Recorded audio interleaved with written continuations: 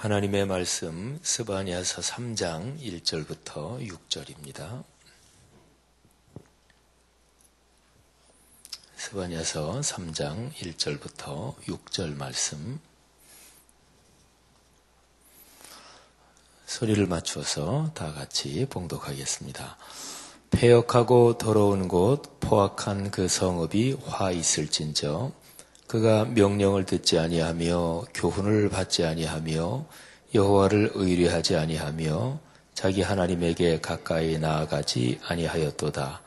그 가운데 방백들은 부르짖는 사자요 그의 재판장들은 이튿날까지 남겨두는 것이 없는 저녁 일이요 그의 선지자들은 경솔하고 간사한 사람들이요 그의 제사장들은 성소를 더럽히고 율법을 범하였도다.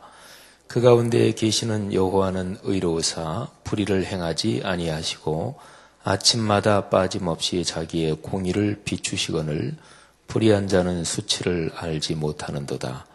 내가 여러 나라를 끊어버렸으므로 그들의 망대가 파괴되었고 내가 그들의 거리를 비게 하여 지나는 자가 없게 하였으므로 그들의 모든 성읍이 황폐하며 사람이 없으며 거주할 자가 없게 되었느니라. 아멘. 스바냐서는 전체적으로 무서운 심판의 말씀이 기록이 되어 있는 책입니다. 특별히 남북 왕국이 갈라져 있을 때 남왕국 유다 왕국에서 이 스바냐 선지자는 활동을 했습니다. 스바냐 자신이 왕족이었습니다. 그의 고조 할아버지가 히스기야 왕입니다. 히스기야 왕은 하나님의 신앙을 개혁하기 위해서 하나님 백성의 신앙을 개혁하기 위해서 왕의 자리에 있을 때 헌신하고 노력했던 사람이죠. 아마도 분명히 그 고조 할아버지가 가졌던 그 하나님에 대한 그 열정, 그 신앙이 이 히스기야, 스바냐에게까지 연결이 돼서 영향을 끼쳤을 것입니다. 그래서 스바냐서 1장 제일 처음에는 이 스바냐를 소개하면서 선지자들 중에서 그렇게 4대까지 소개한 사람은 아무도 없거든요. 근데 이 스바냐 선지자는 고조 할아버지 4대조부터 해서 쭉 해가지고 스바냐까지 소개를 하고 있는 거죠. 그리스도인으로서 인생길을 걸어가면서 가장 커다란 기쁨이 무엇일까요? 그리스도인이 아닌 사람, 그냥 보통 살아가는 사람이 인생길을 걸어가면서 가장 커다란 기쁨이 무엇일까요? 한번 머리에 두세 가지, 서너 가지를 한번 떠올려 보십시오. 그냥 일반적으로 사람이 살아가면서 가장 커다란 행복과 기쁨이 무엇일까? 또 모든 사람들에게 공통적인 그런 축복, 누구나가 다 그래, 그건 진짜 축복이지 이렇게 생각하는 게 무엇일까? 한번 생각을 해보십시오. 사람마다 조금 다르긴 하겠습니다만은 내 자녀 후손이 잘 되고 그리고 참 올바르게 살아간다. 그러면 그것처럼 행복한 것은 없습니다.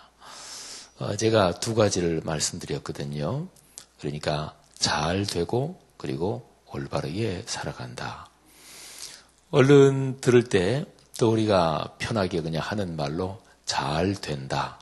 이렇게 얘기할 때는 사람 사는데 당장 필요한 경제적인 면이나 사회적인 성취나 또는 직장과 직업에서 진행되는 일이나 대개 이제 그런 거를 얼른 머리에 떠올리죠.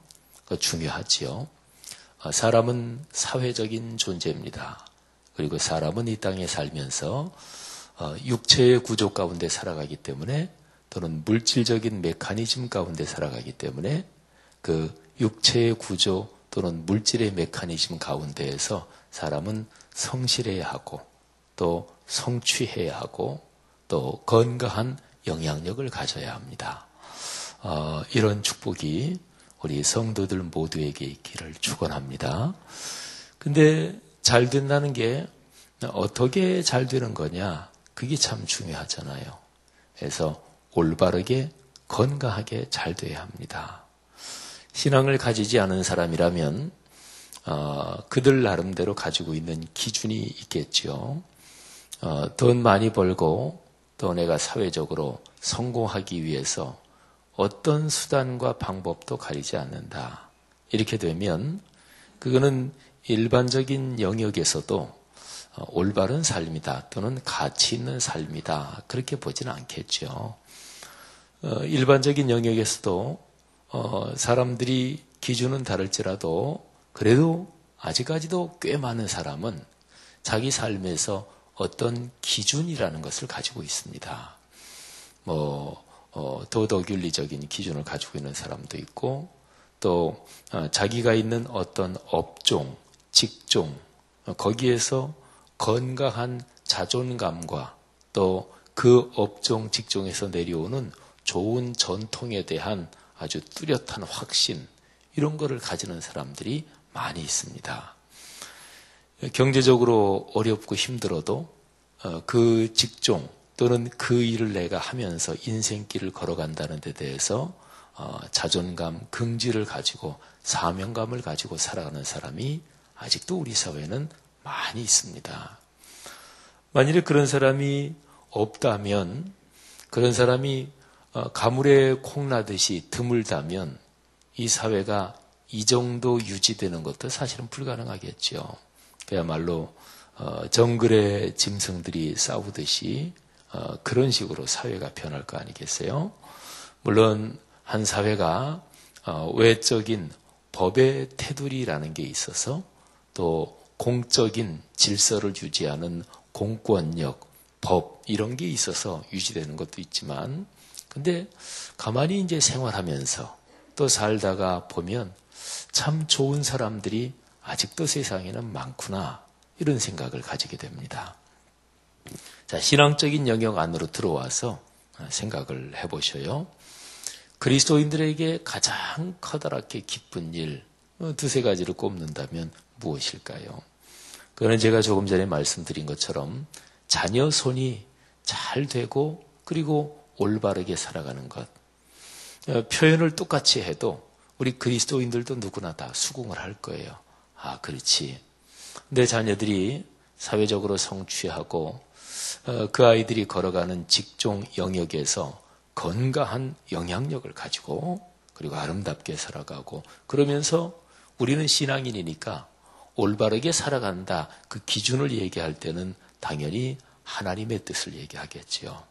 성경 말씀에 따라 하나님의 뜻에 따라 그렇게 바르게 길을 걸어가는 그런 자녀들 후손을 볼 때 그것처럼 기쁜 게 어디 있겠어요? 사랑하신 여러분, 여러분의 삶에 그런 축복이 넉넉하기를 주님의 이름으로 축원합니다. 그리고 그거를 위해서 우리 사실은 늘 기도하잖아요. 또 늘 하나님 앞에 간구하잖아요. 맞는 일입니다. 당연한 일입니다. 잘 하고 계시는 일입니다. 성경은 하나님이 이 세상에 내신 인생, 그 혈육을 통해서 이어지는 자기의 후손을 위해서 애쓰고 노력하라고 성경은 명령하고 있고 그리고 성경에서 기록된 축복들 또는 성경에서 기록된 하나님의 심판 또는 저주 이런 것도 성경에 나오잖아요. 그런데 그런 축복과 저주를 가만히 읽어보면 여기에 연결된 게 무지무지하게 많아요. 아니면 이렇게도 얘기할 수 있어요. 하나님이 내리시는 축복과 또 하나님이 매를 때리시는 심판이나 저주는 가만히 성경을 읽어보면 근본적인 구조가 여기에 걸려 있어요. 여기하고 몇 가지 걸려 있는 게 있습니다. 근데 그 중에 하나가 바로 이것입니다. 자녀 그리고 후손과 연관된 바로 거기에 하나님의 축복이 걸려 있고요. 그리고 하나님의 심판이나 하나님의 징계도 거기에 걸려 있어요. 인류 역사 대대로 인간 역사가 내려오면서 하나님은 사실은 그거를 아주 중요하게 여기십니다. 여러분, 그래서 사람이 살면서 아주 중요한 거는 하나님을 믿는 사람들이 가정 가문이 쭉 이어지면서 그러면서 거기에서 성경이 말씀하는 하나님이 말씀하시는 건강한 축복을 누리는 거예요. 그럴 때에 하나님 신앙이 그 사람들을 통해서 또 주변 사람들에게 전파될 수가 있지요. 제가 스바냐 선지자의 가문을 처음에 얘기하면서 쭉 지금 말씀을 전하는데, 스바냐 선지자는 그러니까 고조 할아버지 때부터 내려오는 하나님을 향한 열정, 또는 이스라엘 백성, 선택된 민족들이 신앙으로 바로 걸어가야 나라와 민족이 산다, 그런 열망을 분명히 물려받았을 거예요. 근데 오늘 여기 성경 말씀에 보면 지도자들, 전체 이스라엘 백성들 중에서도 지도자들의 모습이 어떠했습니까? 3절, 4절 보면은 3절에는 사회적인 지도자가 나오고, 그리고 4절에는 신앙적인 지도자의 모습이 나옵니다. 3절에 보면 방백들 그리고 재판장들 이렇게 나오잖아요. 방백들은 통치자들입니다. 사회적인 고위직에 있어서 어느 지역을 다스리는 그런 사람들을 말합니다. 그 다음에 재판장들은 어느 사회를 막론하고, 그리고 심지어는 완전히 막되먹은 독재 국가라고 할지라도 형식적으로 법이 있어요. 법이 아무것도 없는 나라, 그런 나라는 사실은 지구상에 거의 존재하지 않을 것입니다. 현대 문명처럼 그렇게 발전되지 않은 다른 방식으로 발전된 그런 어디 아프리카나 저기 오지의 어떤 소수민족이라고 할지라도 글로 써진 법이 없더라도 관습적으로 내려오는 그런 규율, 그런 법은 다 있어요. 그러니까 인간이 살아가면서 사람의 모임 또는 사회, 부족, 국가 이렇게 얘기할 때 법이 없는 나라는 하나도 없어요. 그러니까 사람 사는 사회에서 이 법의 기능은 참 중요한 거지요. 근데 여기 3절에 보세요. 그 법의 기능을 담당하는 지도자들, 재판장들에 대해서 나오잖아요. 그러니까 여기에 기록된 방백들, 재판장들, 그러면 사회적인 모든 지도자들에서 가장 대표적인 두 기능을 꼽은 거예요. 근데 두 기능이 어떻게 됐다고요? 방백들은 부르짖는 사자, 재판장들은 이튿날까지도 남겨두는 것이 없는 저녁에 굶주린 이리떼와 같다, 이렇게 얘기를 했습니다. 이 둘 중에 하나라도 기능이 바로 서면 그러면 괜찮은데, 그런데 방백들 그리고 재판장들이 다 망가져 버렸다, 이런 얘기죠. 4절을 보십시오. 4절에는 신앙의 지도자들이 나옵니다. 근데 그는 대표적으로 또 두 기능을 얘기를 했어요. 선지자들 그리고 제사장들. 제사장들은 성전에서 성전 제사를 집전하고 또 성전 제사를 이끄는 그 사람들이지요. 그리고 선지자들은 제도권 안에도 선지자가 있었지만 또 제도권 바깥에도 선지자가 있었습니다. 시대가 타락하고 그럴 때 하나님은 궁중이나 또는 그 사회에서 말하자면 제도적인, 요즘 말로 말하면 교계에서 직책을 맡고 있는 이런 선지자만이 아니라 이 교계가 썩으면 하나님은 다른 영역에서 하나님의 사람들을 일으키십니다. 하여튼 선지자들은 그런 사람들을 전부 다 포괄합니다. 제사장들은 주로 성전 제사를 담당한 사람들이고, 그리고 선지자들은 말씀을 담당한 사람들입니다. 성전 제사를 드릴 때 그때에 말씀이 선포되고, 그리고 말씀을 가르치기도 합니다. 물론 그래서 제사장들도 말씀에 대한 기능을 가지고 있습니다. 그런데 선지자들은 특별히 말씀에 대한 기능, 거기에 전적으로 헌신하고 하나님이 전적으로 말씀을 듣고 말씀을 선포하기 위해서 세운 사람이 바로 선지자죠. 선지자, 제사장, 이 두 사람은 말이죠, 이스라엘 민족의 신앙을 위해서 가장 중요한 두 가지 대표적인 기능을 꼽은 거예요. 그런데 보세요. 어떻습니까? 선지자들은 경솔하고 간사하고요. 제사장들은 그들이 하나님 앞에 예배를 드리는 성소, 성전, 그거를 더럽히고, 그리고 율법을 오히려 범합니다. 율법을 가르치고 그렇게 살아야 되는 사람이 그거를 범하고 그리고 어긴다. 이제 이런 얘기죠. 그러면 오늘 3절, 4절 말씀해 보면 사회적인 리더들이 완전히 망가졌고 4절에 보면 신앙의 리더들도 다 망가졌습니다. 이게 이제 그 당시에 남왕국 유다, 북왕국 이스라엘은 뭐 벌써 망했고요. 이 당시가 남왕국 유다도 말하자면 이렇게 망가졌단 말이죠. 스바냐 선지자는 그런 시대 가운데 태어나서 그래서 하나님의 부르심을 받았습니다. 말씀드린 대로 할아버지, 고조 할아버지부터 내려오는 그 신앙의 전통이 가문에 흐르고 있었을 거예요.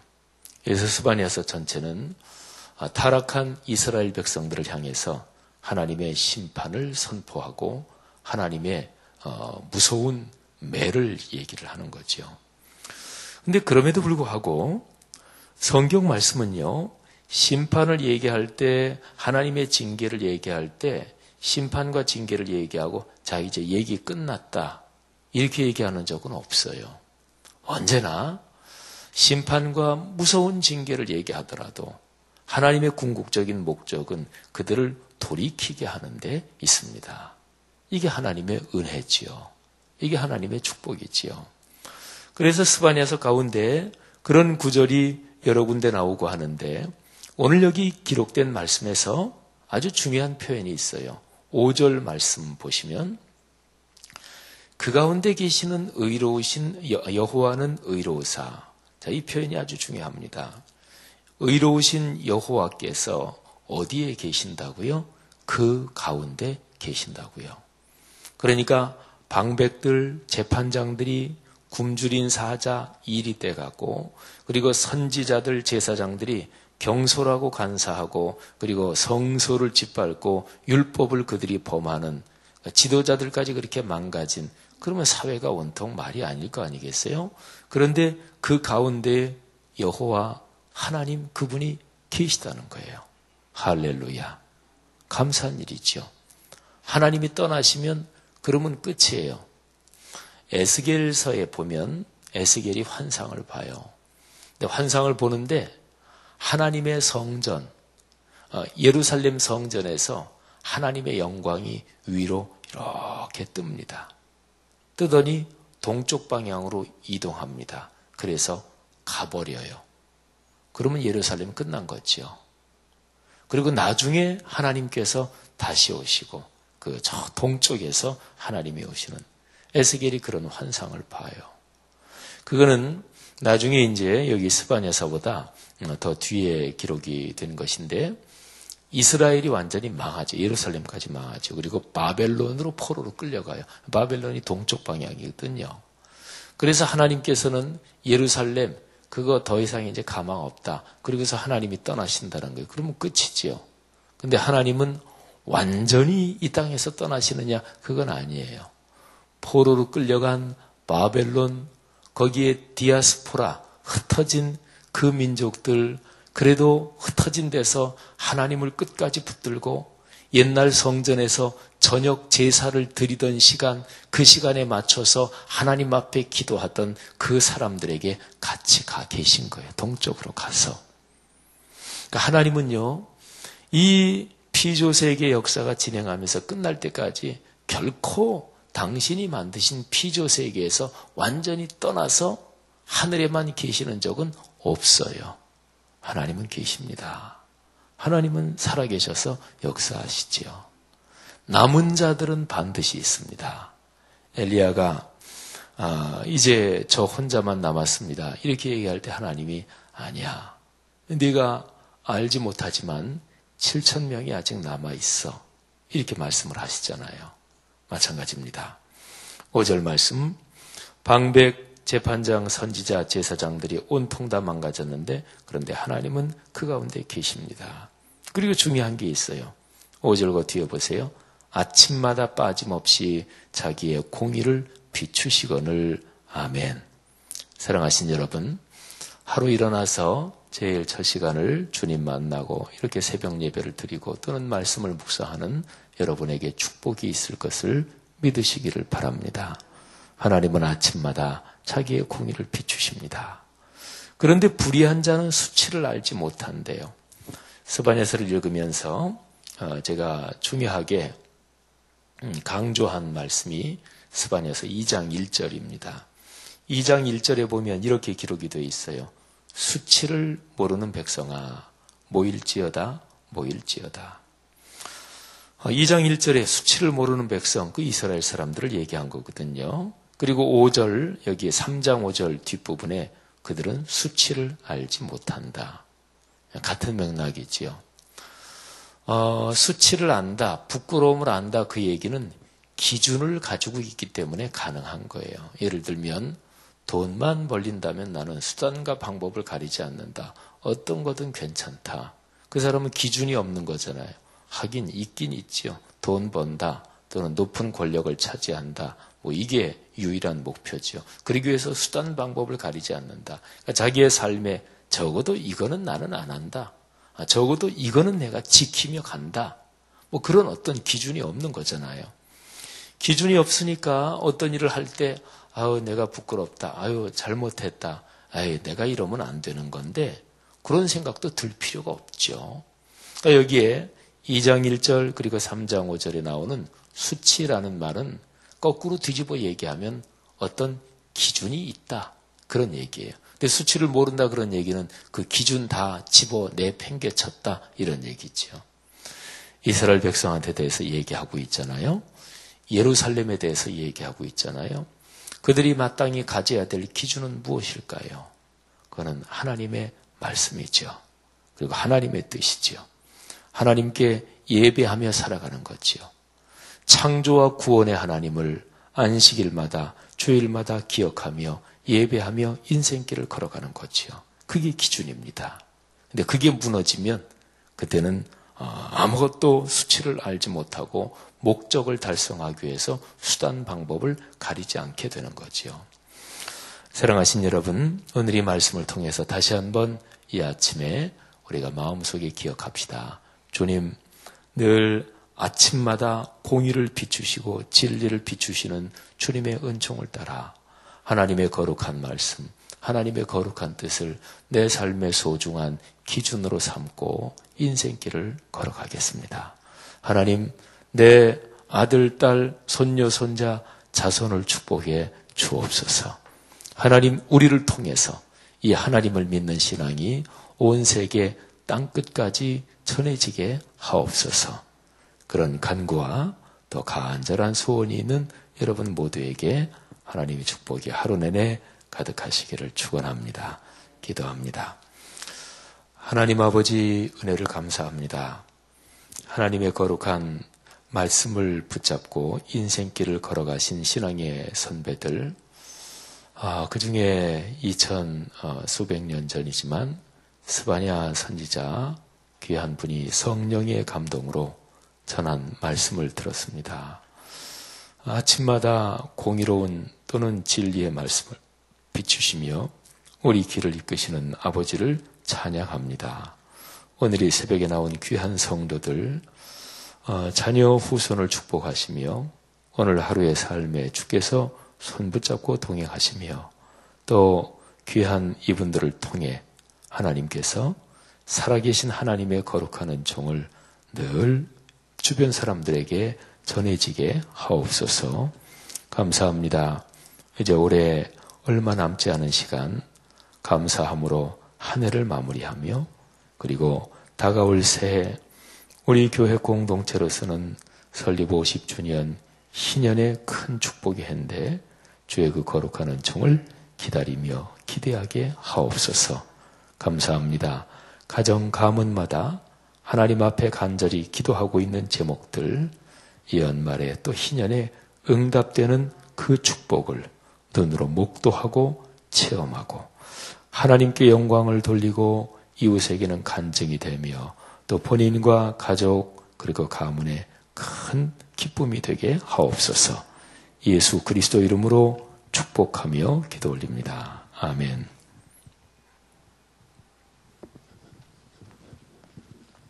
네, 귀한 말씀 감사합니다.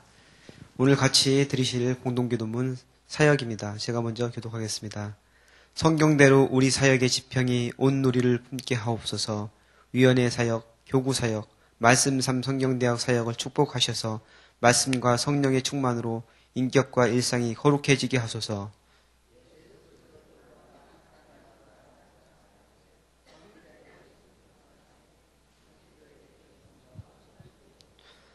한 사람을 사랑하고 세우는 일이 사역의 근원이 되게 하시고 하나님 나라에 헌신하는 작은 모임을 거룩한 영으로 채우시며 우리 사역이 사회 변론과 역사 흐름을 이끌어가게 하옵소서. 아멘. 주기도문 하시겠습니다. 하늘에 계신 우리 아버지, 아버지의 이름을 거룩하게 하시며 아버지의 나라가 오게 하시며 아버지의 뜻이 하늘에서와 같이 땅에서도 이루어지게 하소서. 오늘 우리에게 일용할 양식을 주시고 우리가 우리에게 잘못한 사람을 용서하여 준 것 같이 우리 죄를 용서하여 주시고 우리를 시험에 빠지지 않게 하시고 악에서 구하소서. 나라와 권능과 영광이 영원히 아버지의 것입니다. 아멘. 같이 드리실 기도 제목 나누겠습니다. 지금 들은 말씀이 내 삶으로 이어지게 하옵소서. 전도 대상자마다 주님을 영접하는 은혜가 있게 하옵소서. 돌아오는 주일에 있을 사무총회가 은혜 중에 잘 마쳐지게 하옵소서. 구역예배로 모일 때마다 은혜와 사랑이 넘치게 하시고 모이기에 힘쓰는 교회 되게 하소서. 새롭게 선출된 각 부서 기관의 일꾼들에게 지혜를 더하여 주소서. 같이 기도하시고 또한 여러분 가지고 나오신 기도의 소원 주님께 아뢰신 후에 자유롭게 들어가시기 바랍니다. 기도하겠습니다.